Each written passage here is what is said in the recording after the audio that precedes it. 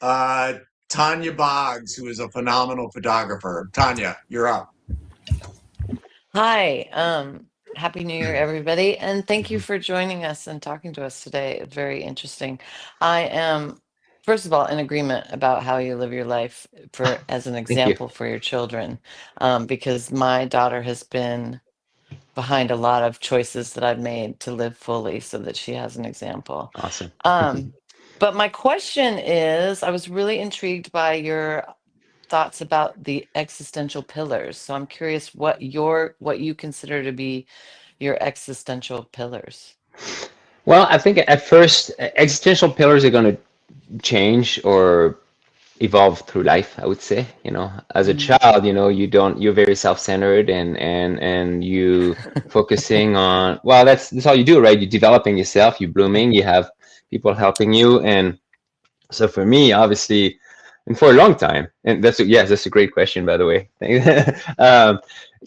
for noticing, Martin. I appreciate that. I think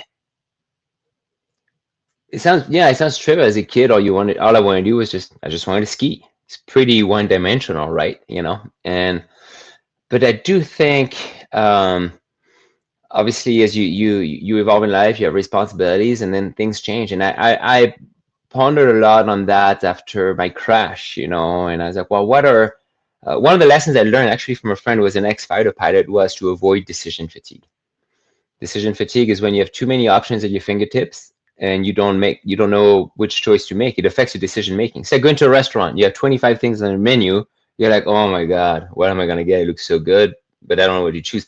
If they put 5 things on the menu, you're probably gonna pick that one thing, be like, I'm stoked, I'm gonna get this. And I think the same thing can be applied to life. So to go back to the existential pillars, is I think if we identify the key elements in our existence, then we've identified our existential pillars. And my existential pillars now are or my old ones or an element of my actual existential pillars, but they're not the only ones anymore. I would say if I could identify three ones right now, it would be obviously my vocation.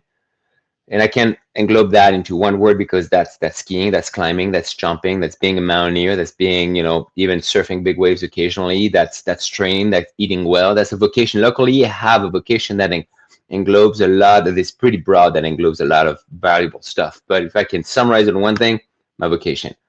Obviously, fatherhood, because I have a kid. And to be honest, life of a dad is the daily life of a dad is not that cool, but it finds its value through mentorship. And so that's why fatherhood is very important because you're guiding someone else.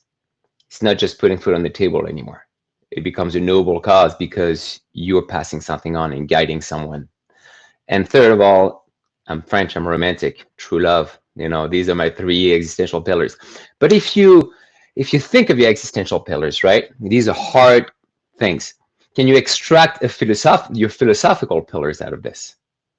And I reflected on that, years ago, and I was like, okay, these are very tangible things, right? Like your loved ones, your job, this and that, but your passion, it's more than a job, right?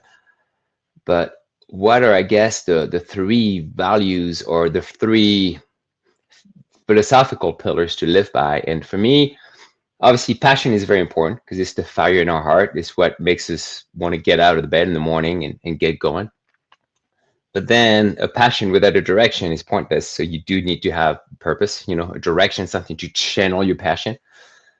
But then you got to be efficient about this. So it's kind of like that, what I call that. They're my magical 3 Ps, I guess, that I've established myself. Then you got to be pragmatic. Once again, conditions are what they are, not what you want them to be. So you got to react and adapt to your environment.